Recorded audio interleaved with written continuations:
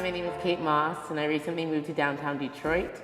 I love the arts and culture scene so much, and I enjoyed the fact that I was around it and it was influencing me, that I wanted to be a platform that kind of made it more of a discussion for everyone out there to see what Detroit is truly about.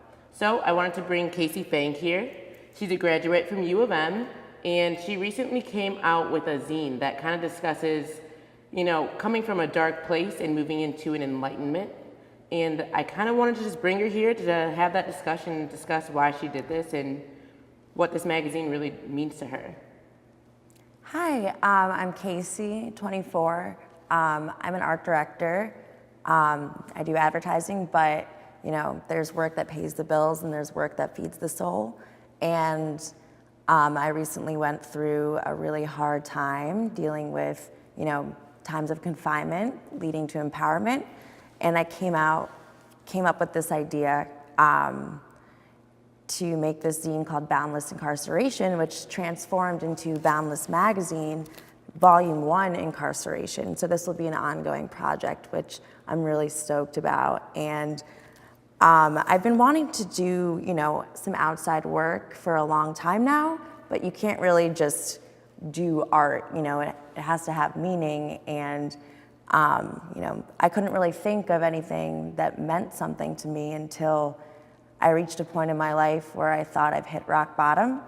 I thought, this is it. I, can't go on. Obviously that's very dramatic, but I went through a lot of dramatic events at the exact same time. Spent a night in jail, was on house arrest. Basically a lot of things that, kind of confined me into one space, but using my mind and channeling all of this, tension and pain and turning it into, creative enlightenment. And I guess these words probably make it sound a little bit easier said than done, but this piece here, which we'll kind of get into, is a little bit of a story from start to finish. And, there really isn't a start or a finish. It's more of a conversation, but it kind of lays out, this previous demon in me that I talked about that, craved substance, which led me into a dark, dark path and got into some trouble and, led to some more trouble. And, having this realization that I'm kind of thankful for this experience because, you don't really realize your flaws and your weaknesses until something like that happens to you and you have to reevaluate everything. And it just so happens that this whole reevaluation period of myself turned into, this piece that isn't just about me, but it's about everybody and more of an inspirational piece to encourage people that to, conquer the art of empowerment of the evil that surrounds us all and turn it into something great. Wow, that was really deep and real. I really the conceptual artist in me. Yeah. So for Boundless, can you walk us through a little bit about like that darkness in the beginning and then kind of lead us to the end of that enlightenment period? Totally. If you don't mind me reading a little excerpt from the zine. So I kind of split this piece into chapters. It's pretty hefty, and this is the cut down version. So it's about, I'd say 100 pages, but it was really hard to even get it down to this, especially when you're including everyone else's work that kind of fits into this story. You want to get it all in there, So we kind of start with going back before the DUI, which is the demon in me. So I'll read that, which is chapter 1. So basically each chapter has an illustration or a work of art that kind of correlates to the work that follows it. So Lying down next to you, silently surrounded by weeping willows with illuminated tears intertwined with my weeps for you. Visions of third eyes and watching you die as I lie with my eyes closed.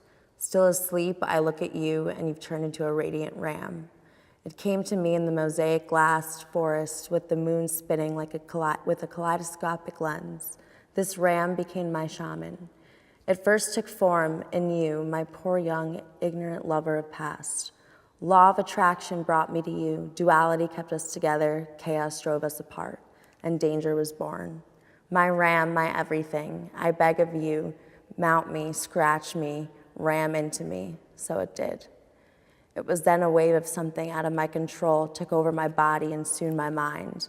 In that moment, I hoped to God that Satan would fuck me. So I dug my nails into your spine and kissed the serpent on your lips. We mated and an animal was conceived within me, a demon. You were gone and I cried because of how alone I was without you and how in love I was with the pain you put inside me. Oh, how beautiful it was. The demon of penetration became magnetic to my soul. It had a hunger. I couldn't differentiate it from me nor me from it, but it or we needed you. We needed something. We needed substance. In this moment, I was swallowed deep into the divine vines, the magical moment of truth. So basically, this ram that you'll kind of notice is a symbol to not just this piece, but all of my artwork in my life. It takes many different forms, but it kind of is always this guiding force in my life. It's not always a good guiding force. Sometimes, it leads me into the dark. When the first time it came to me, it was back when I was a crazy college kid, doing psychedelics with, the love of my life. And I really trusted him, even though he wasn't really doing them in a smart and safe way. And, during one trip, I was so in love with him, and I don't think I'll ever be in love with someone like that again, which is for the best because it was unhealthy. But I turned to him, and his face turned into this giant blue ram, sparkling ram, and we were in the Arb in Ann Arbor, and in that moment, it was like he became my shaman, and all of my art, went towards this God to me. I'm not religious, but I'm very spiritual, and I really respect religion in general. And I guess I was studying all the other ones because I didn't really have my own. Mm-hmm. And in this moment and everything that followed after, this ram became, this devil, this demon, but also a God. And it wasn't until, much later when a lot of things went, into the dark, I realized that this God was, no longer false. Yeah, and, I have a print that's, a ram skull, death of the ram, but to this day, no. Do I have feelings for this, boy I dated years ago? No. I mean, not feelings of love, but this ram continues to be a guiding force and just to conquer this evil in any way that you can. And I found that I've done that, not just in this project, but with everything that has surrounded my life that's been difficult. So that's kind of how it starts. And so then we get into the crime and punishment section. It's pretty self-explanatory. And then, so if you need me, I'm in here, which is about my time on house arrest.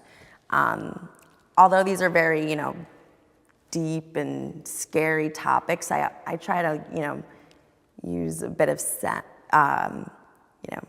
comedic, words when I'm, describing everything, and kind of poke fun at myself because making light of the situation. Yeah, making light, but also I fucked up. I got into some fucking shit, and if I'm gonna make a project about it, it's gotta be real, it's gotta be raw, and bring out the personality in me. I referred to myself as a walking Pokemon Go for the sheriff's, gotta catch them all. When I got off, house arrest and was put on, now I'm on this alcohol tether. I kind of talked about it as, a section called incarceration, so actually being able to travel. Yeah. So the car part was highlighted, and I kind of started the chapter as well. You're not a walking Find My iPhone anymore, so that's good. You're getting cultured. You're going out in Tennessee and, everything goes wrong. So it's kind of just like poking fun at myself, but also using, my story along with everyone else's that kind of fall into these different places to get to the end, which is, so there's obviously a section on love because a lot of people submitted work, about them feeling a prisoner to their significant other, or maybe it's not a significant other. It's, someone they love that doesn't love them back. We're all prisoners to life itself in one way or another, whether it's, your own skin, your job, your love, or, physical incarceration. Everyone can kind of relate to a feeling of being confined in some way. And, not everybody has the tools or the power to get through it. So that's kind of what this is all about. So then we get into the tunnel of light, which is the light at the end of the tunnel. And after that is enlightenment ? And then enlightenment. And that's kind of funny because a lot of people, think that they've reached enlightenment, which, what does that even mean? Like, you have the answers to the rest of your life. It just doesn't make sense to me. What's the point of anything else after that, So it's kind of just establishing the difference between, yes, this piece is a creative enlightenment in me, but most people will never reach, the epitome of enlightenment. So, and the light at the end of the tunnel section is really one of my favorites. And I'll show you guys a few spreads from that because I was able to kind of reach out to some of,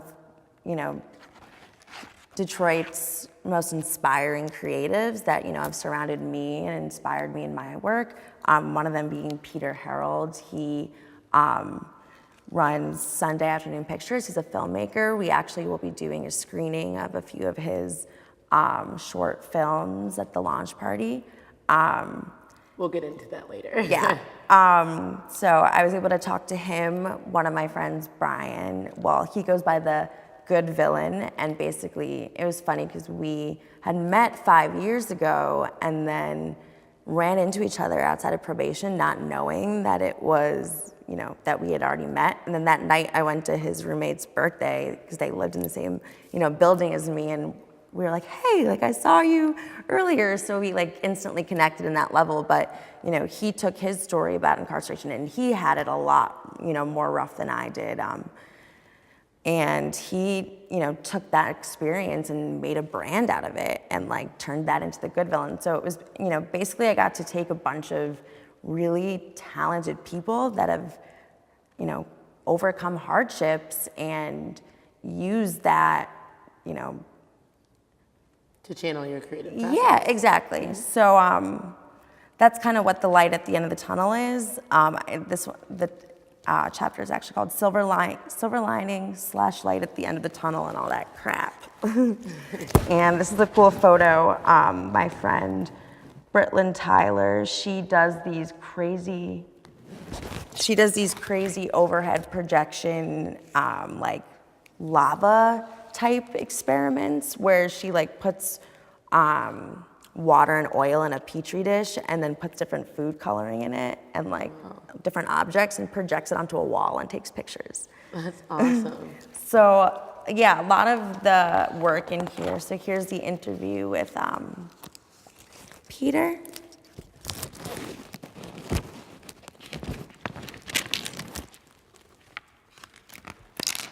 And then we kind of just juxtapose it with, different images that kind of have this concept of the light at the end of the tunnel.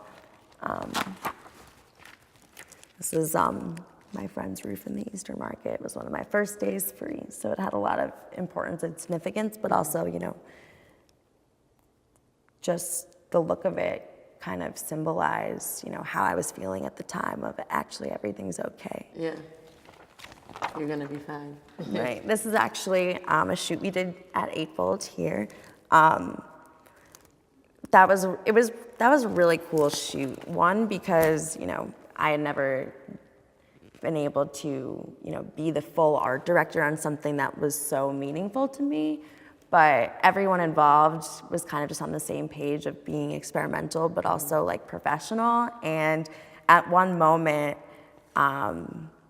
someone took a mirror and angled it at the projector. So instead of whatever was being projected directly on us, it like refracted the image onto the corner of the wall, and we just ran over and laid in it. And it's those kind of moments that to me are some of the most powerful to use in pieces like this, because it was a tunnel of light and we ran to it.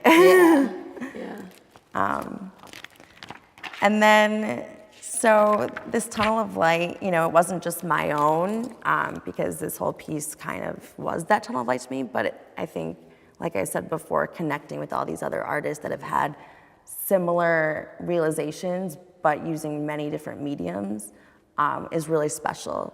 I have an interview with Zach Brunel, who runs Detroit Bureau of Sound, which is a purely experimental music group. And experimental music, you know, it's not the music you hear on the radio. It's not anything you can really dance to, although sometimes it is. But it's really more of, you know, an engaging, not so much interactive, but kind of just channels all of your senses and puts your mind in this trance and opens your mind. A good use of somatics, I would say. Totally. But it just kind of like brings you a brand new perspective on something that you didn't think, you know, you could really tap into. Like, I went to one of his shows and he literally played he performed an 8-minute piece on a cactus. Oh. Yeah. Interesting. Yeah, so kind of his incarceration was the general consensus of how society views music and sound, and, you know, using what is cool, what is popular, and, you know, that's not what he does, and using, you know, though trying to break through that barrier, you know, let's try to get this, you know, undanceable music into everyone's ears and make them appreciate the sounds of a refrigerator or, you know, the traffic outside. And once your brain gets to a point of thought, you can't really unthink what you think. So it's really interesting. So that's incredible. Yeah. Well, let's kind of transition over to the launch party. So May 20th, you are going to be releasing Incarceration, right? Yep. Alrighty, do you want to talk a little bit about that? Yeah, so I had a set date that I wanted all the submissions to be done by the end of April, which gave me enough time to get it into print by mid-May. It was funny because I'm in the middle of a job transition, and I, you know, kind of asked, can I start June 1st? I'm, you know, been working on something, it's my baby, and I can't just let it, you know, die. It needs to, you know, come to fruition. And they're like, you know, start in the middle of May, go back for, you know, the launch party. So it ended up working out really nicely because I originally wanted it to be on a Thursday, just because, you know, a lot of, like, you know, professional-ish events happen on Thursdays because people like to have their own plans on Fridays and Saturdays. But you know, because I'm going to be gone and get to come back, I'm actually having a lot of friends from out of town come in for it. My entire family's flying in. So, and there's been so much hype about it. So I think it's going to be a great turnout. And I had a GoFundMe. Basically, anyone can donate that went towards the cost of print, which ended up being a little pricier than I had intended. But I had, you know, this little deal where, you know, any donation above $5, you get an electronic copy of the zine emailed to you, which turned out to be really great. One, it, like, you know, made people really excited about it, especially because they got to see it. People that had their work in it, you know, ended up donating a lot towards it, which I thought was really awesome. And it was great to just get feedback on the piece before the official launch. And, you know, electronically, it's not the same, you know? You can't pick it up, you can't hold it, you can't smell it. but it's cool that it can exist on that portal, and there isn't a page limit. It could be a lot longer, but I'm still waiting on the actual zine, which it's gonna be like a giant newsprint broadsheet, which is like a real newspaper folded in half. So I'm so excited for those, and I probably won't even get to feel them or see them until the 20th. So it'll be a surprise for everybody. Awesome. So May 20th, it's gonna be on a Saturday. Boundless Incarceration will be released. Just a last question, I guess. Where can they pick this magazine up? Right, okay, so I also forgot to mention for the launch party, it's not just the release of the zine. We're gonna have a bunch of different music acts. All the people that I interviewed get to have their work shown. So we have live movie screenings.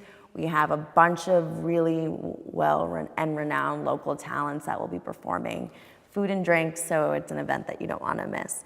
And you could pick up a copy here. I guess the first place would be at the launch party, but going forward, right now I have connected to my website, which is caseyfang.com. You can pre-order Boundless Incarceration, and then when once I have 50 or so pre-orders, there'll be another shipment made.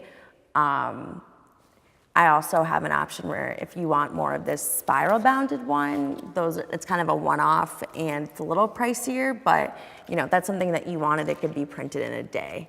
So I'm hoping to kind of, I have a few black and white ones that were printed, so I'm gonna pass those around town, but it's kind of an experiment. So you can kind of get it anywhere, and how it travels beyond that is the unknown.